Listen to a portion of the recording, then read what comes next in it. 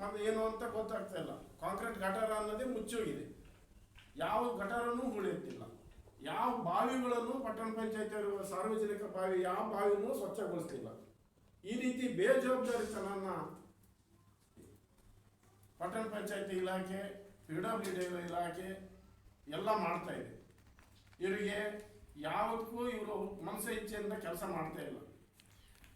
ನಾಯಿಗಳ ಹಾವಳಿ ಇಡೀ ಸಿಂಗಾಪುರ ತುಂಬ ಯಾವ ರೀತಿ ಆಗಿದೆ ಅಂದರೆ, ನಾವು ಪ್ರತಿಯೊಂದು ಮೀಟಿಂಗಲ್ಲೂ ಪಟ್ಟಣ ಪಂಚಾಯತ್ ನಾವು ಹೇಳ್ತಾ ಬಂದಿದ್ವಿ, ಈಗಲೂ ಕೂಡ ಹೇಳ್ತಿದ್ವಿ, ನಾಯಿಗಳನ್ನು ಇವ್ರ ಹತ್ರ ನಿಯಂತ್ರಣ ಮಾಡಲಿಕ್ಕೆ ಆಗ್ತಲೇ ಇಲ್ಲ.